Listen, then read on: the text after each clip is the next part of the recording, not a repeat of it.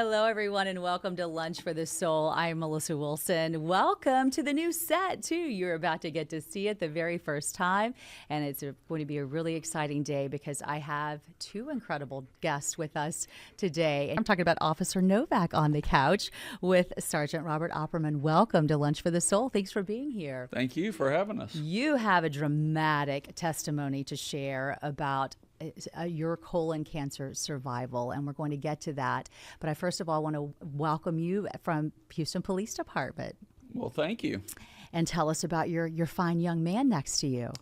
Well, Officer Novak is my second canine partner that I've had in my career. I've had a long career, but then I went over to canine, I guess a little bit less than 10 years ago.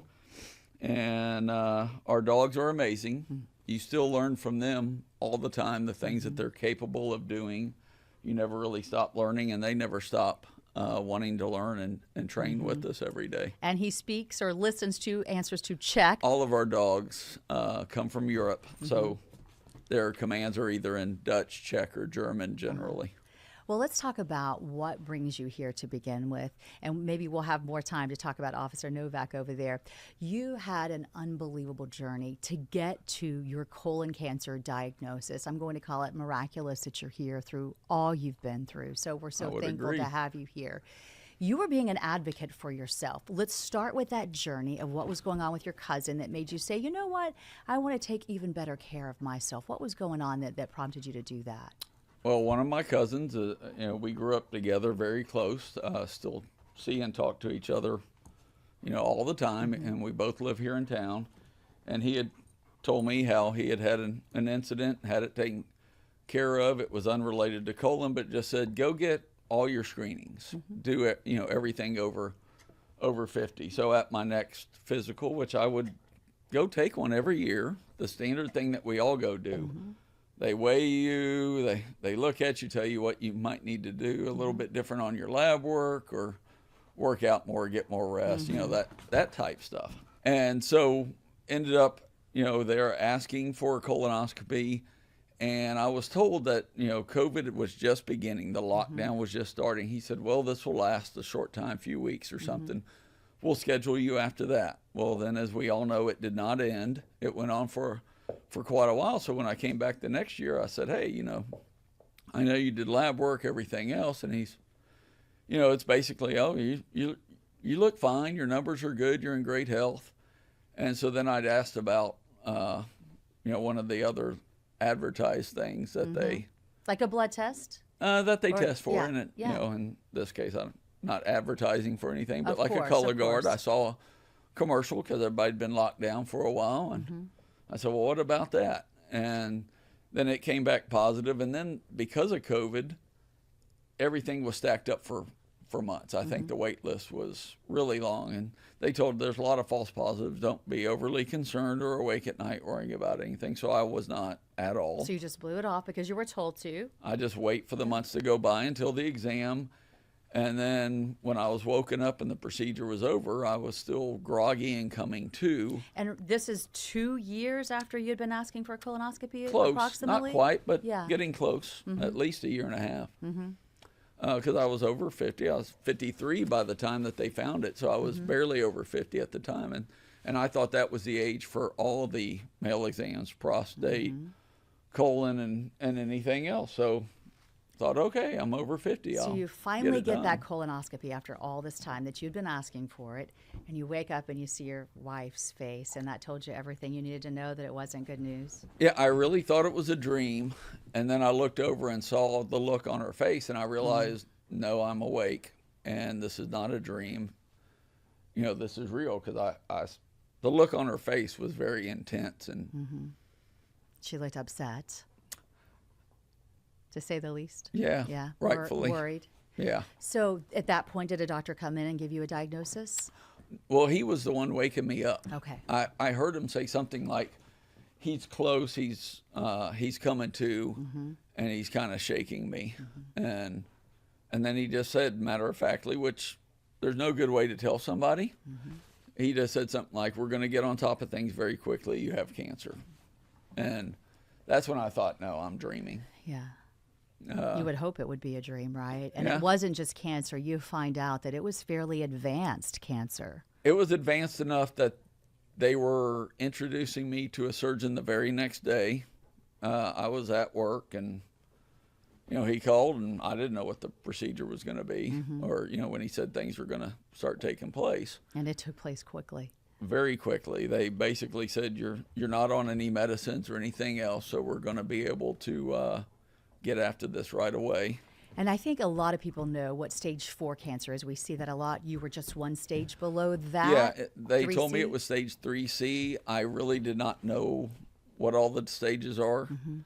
And then you're reading up on it very quickly. And explain what you learned from what 3C is. so stage 3C is almost stage 4. It's outside the walls. It is advanced. It's just not on a vital organ. And that meant a lot of chemotherapy, radiation, serious surgery. Yes, was a pretty lot. much a year's worth. Surgery, recover, start chemo, Let's talk radiation. about going through something like that, because anybody hears about those things that you were going through, and they probably know somebody in their family, maybe a friend who's been that, and they know how hard that journey is. How did your faith come into this? I mean, you've got late stage cancer. You're trying to balance your job, your family, your life, and how do you get through it? Well, when you first find out and you go home, you're pretty much awake all night. I have four kids that are still school age and home, so of course that's all you can think about is your family. But then you focus on faith, and I'm very blessed in a lot of ways. So you focus on all the wonderful positive things. And that's something that was instilled in you during childhood? Yeah, my dad has always said faith and family. He and my mom go to mass every day. He's 90. They were with me last night for my son's confirmation. Oh, that's so powerful to be able to have that lifelong thing. And obviously now you're instilling that faith in your own children. How did you do that balancing act of letting them see what you're going through and being the strong man of the house? Well, you want to for them, no doubt. But you also, you've got to get up. Anybody going through it, anybody that learns about any type of cancer, I will say, get up and move. It would be very easy with the treatment to lay in a dark room and not get up at all. Either when you're very uncomfortable and you can't get any rest. So make the most of the 3 o'clock in the morning and I can't sleep because I'm too uncomfortable. And I would reach over and grab my rosary and just, have prayer and reflection time. You had another big scare. It came back? Yes, and that was very difficult because it was stage 4 on vital organs and what's called multidistal. So the prognosis is not great when that's the case. And then we had to go tell everybody and the kids. And even on your aorta or behind the aorta? Yeah, one was there, and then liver, and there were some spots other place. But then when they got other looks at that's okay. That meant more surgery and more chemotherapy? Big surgery. Yeah. So I ended up getting referred to MD Anderson at that point. And some of my family that's in the medical field, assisting, talking to people to find the right specialist. I think we found probably the world's expert on recurrent cancer, where it is, and they came up with a plan to take care of that. That's huge to have that and to be able to have right in our own backyard, one of the top medical facilities. I know that had to be a relief. Very as well. fortunate to And that you get lots of kisses from your officer there too. Oh, yes. Lots of good love. Yeah, see, And that's the other thing. They're used to going to work too. Oh, So sure. even if it's just being with them and giving them some attention, that it helps. The Houston Police Department was very supportive of you through all this, weren't they? They continue to be very supportive. They've been very, very good to me. You know, anything I need, Ledney. He wants to say hello, so he's stepping Yes. the mic. You have a fascinating career. Are you allowed to talk about what you were doing before you came to HPD? Or is that secret information? No, I think I can. I've been with 3 agencies over 34 years, I guess, close 33 years. So I started at the University of Houston, main campus. Then I came into HPD as a lateral in the mid-90s and worked patrol for about 5 years before I went over to the Secret Service.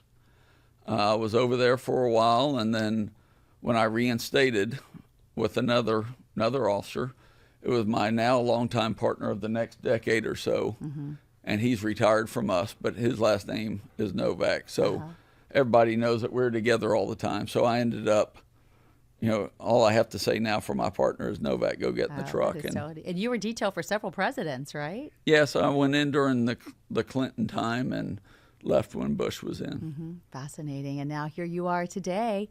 Well, I love that you're taking time to talk about this, to raise awareness about going to get those screenings. It's no big deal, is it? I mean, it just to go do that and to be able to prevent it, because the ideal with the colonoscopy, which is I know what you're trying to do, if there's something suspicious or it's early and it's a polyp, they take it out before it becomes cancer. Before they wake you up, it will be gone, and you'll just go, oh, it's a polyp, and you won't even realize the seriousness of it from what I've been reading.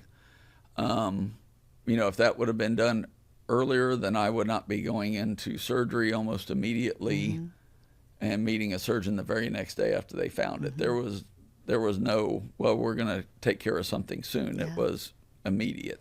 Well, I got to meet you through the Push-Up Foundation, and they have a big walk run coming up. It's Saturday. And so let's talk about how you got involved with that group and why you were speaking out through them. So one of our department leaders that's a longtime friend of mine was doing something on a personal basis for me, helping me out.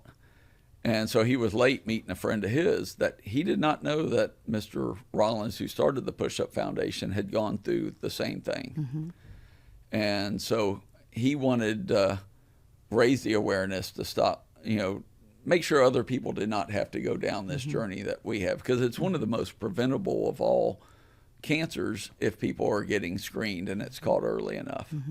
And I probably had, 100 friends my age that had never had one and started calling and scheduling colonoscopies and getting in there. See, they're listening to you, and you could be saving lives by doing that. Well, that's the goal, is you don't want to end up wasting your cancer of, do something positive with it. And you mentioned Mr. Rollins, who started this foundation. He actually used to be one of my colleagues here at Fox 26, Keith Rollins. I don't know if you knew that, but yes, we worked together for several years. And so when I found out what he was going through, I couldn't believe that journey. And I've just tried to help him with the Victory Lap, which is what he calls this. It's a great name. Yeah, it's how much does that mean to you? And what does the Victory Lap mean to you when you hear that? Well, I ran into a local officer that's been on a long time just this past week with another agency, and he's going through it right now recently. Been going through all the treatment and can't suit up in a full uniform, and I started telling him about it and sent him all the information. This was just in the last couple of days, so you don't realize how many people are going through things, and everybody needs to know that not only awareness, prevention, but there is tomorrow, and this can be beat. Well, and I love how he named it the Push-Up Foundation. It means a lot of things. They actually do push-ups to see, and there's a contest to see how many can do push-ups. But he said that he had to find laughter in all of this, as you probably know. And when you get a colonoscopy, he's like, they're pushing stuff. They're pushing it up. And so that's how it all came. And I love that he's still able to laugh. So Highline Park is going to be the place to be on Saturday, 8 to 12. Yes. And you'll be there. Are we taking Officer Novak? He seems like a good boy. I may bring him along. I hadn't really thought about that. He might go on the run with us. I love that. Let's talk a little bit more, since we have a little extra time, about his mission. What is his mission here in the Houston area? He has a very important one to keep us all safe. Yeah, so our dogs with the city, they end up tracking suspects and locating them, but about half of our dogs in the city are also can find explosives and secure large venues and events that the city always hosts. Since I've been over there, we've had Super Bowls, World Series, Final Fours. The college football championship was last year. So our dogs, and we'll be the host city, coming up for World Cup events, future Republican National Convention. So our dogs play a big role in securing that and welcoming a bunch of attendees to our city. Well, it's incredible just to see your relationship with him. And I was fascinating to see how we have a very long haul. As you know, here at Fox 26, it just goes on forever. And he checked out every room. And I felt like he was making sure everything was safe for you. And he didn't want to pass it until he checked it out and made sure that everything smelled okay before you came in here. I mean, it felt like he was really making sure he has a very good sense of what's going on in the station. Yes, he does. They're very protective by nature. And even though they're very lovable, also they are protective of their handlers. That's for sure. Well, I think it's always important with Lunch for the Soul is just to have a serious take-home message for our viewers. And I feel like colonoscopies are probably one of the things as people get older that they're most fearful about, that they put off. What would be your best advice for people who are in that state or just, thinking forward if they're a lot younger, that maybe they'll put in the back of their mind and remember someday? Because now the age is 45 that they suggest. It's earlier than people. I pulled it up to read about everything, even with the Push-Up Foundation, going, when did they lower that age? Because I never got that memo. I always thought everything's post-50. And they lowered it to 45 in 2018, but then you think, 2019, 2020, everything, all the medical stuff coming out was always about, COVID-related things. So I was unaware of it. And, if I would have gotten tested at 45, none of this would be taking place. If I'd gone. Now, I will tell you this. It is an event that once you wake up, you just go right back onto your life. You might go home and take a nap and sleep, but that's all there is to it. And everybody puts it off or dreads it. And I would go do one every day compared to what I've gone through. When was your last treatment? Right before Labor Day. Okay. And what do doctors tell you now?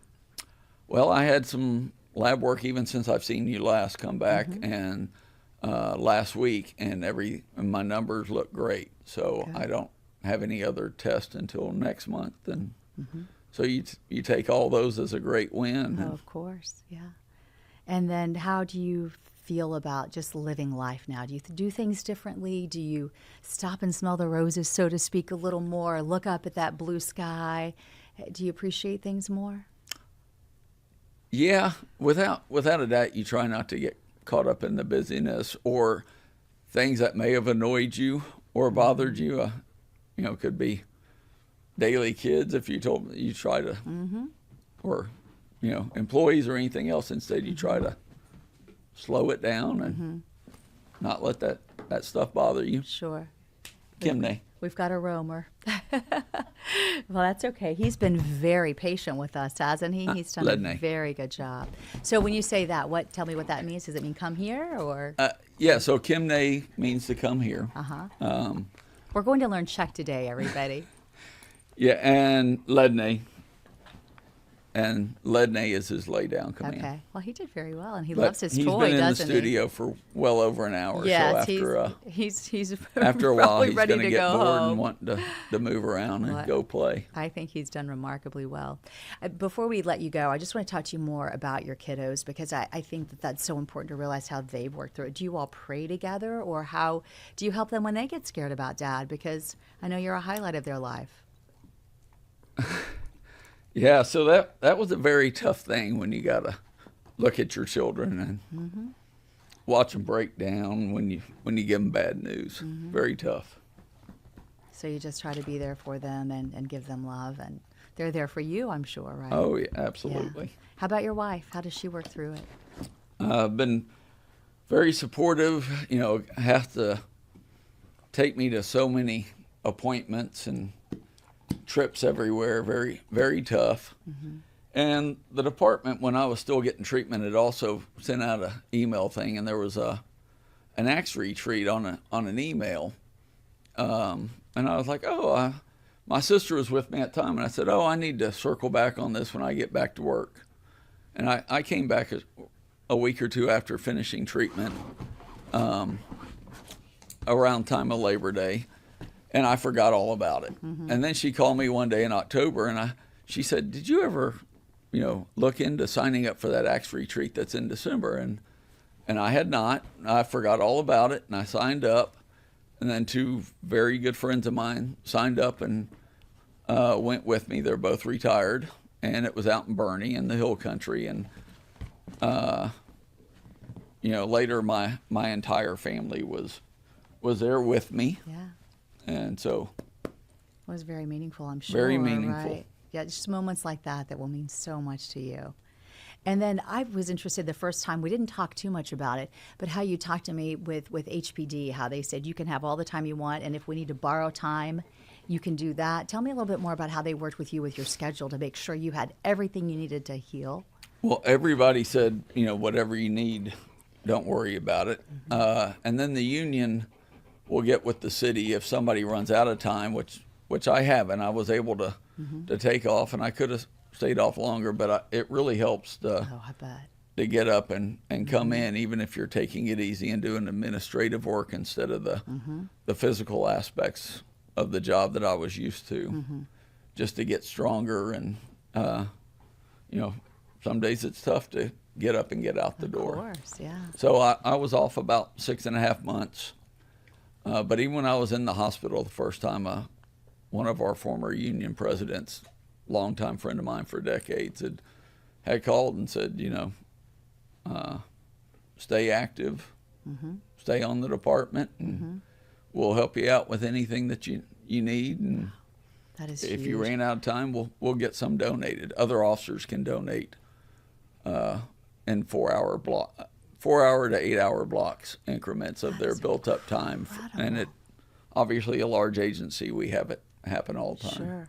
That is an amazing thing. I've never heard of a process like that. That's why I thought it was so fascinating and so giving, and obviously shows how much you mean to people at the department for them to be willing to, even though they didn't have to, be willing to share their own time off just to make sure that you're okay. That's a good support system you got going on there. It is. It was really the last thing I was even thinking about at the time was work and time or anything else. But they've seen it all.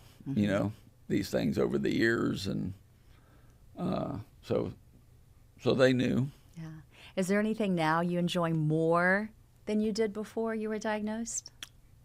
I enjoy every single day, and yeah, waking up and seeing the start of a day. I don't care if it's cold, sunny, or gloomy. I'm glad to see the day begin. So when we have all these cold times in Houston and we're all complaining, you're like, forget about it. We're here. We're alive, right? It doesn't matter. Put on a coat. Put on a coat, and he's always willing to get up and go play. Even on the snowy days when there's 3 or 4 inches, he's sliding out there in the field to go get his toy and go to work. They're very happy to go to work. Oh, that is so fun. Well, I want to invite everybody to join you and hopefully Officer Novak for the big walk. It's going to be really exciting. Are you going to walk or jog? What are your thoughts for this? I could do either, I think. Really? So you're up for it, just whatever the mood I tried it out pulls. Recently. Yeah, and you're going to have a lot of family and friends there to support you. Absolutely. I expect a pretty big turnout. Everybody's going to be doing the victory lap with you. Well, again, a 5K Highline Park, 8 to 12 for the Push Up Foundation. Thank you for being here. Thank you for sharing your remarkable journey. I want to make sure I wrote it down so I don't mess it up for you, that everybody knows pushupfoundationhouston.org is that website that you can go to if you want to find out more about what they do. Just really on the ground, boots to the ground organization doing everything they can to try to make sure people are getting those screenings. 45 years old, it's so much younger than many people realize. Go get that colonoscopy. If you're younger than that, put it on your calendar in 10 years. Make sure a timer goes off and don't miss it. It's so important to do. It's a super simple procedure that could absolutely change your life, or at least prevent you from having to undergo years of therapy. It is an Honored to have you here, Sergeant. Thanks for sharing a very personal journey. Well, thank you for helping us get the awareness out there. Thank you for having your precious officer here be such a good boy. He did so good. Yes, you, buddy. He was great. I can see how much he adores that toy. And again, just many blessings to you. I will keep you in my thoughts and my prayers, and just God be willing to be with you through all of this. Thank you very much. All right. And thank you all for being here on Lunch for the Soul.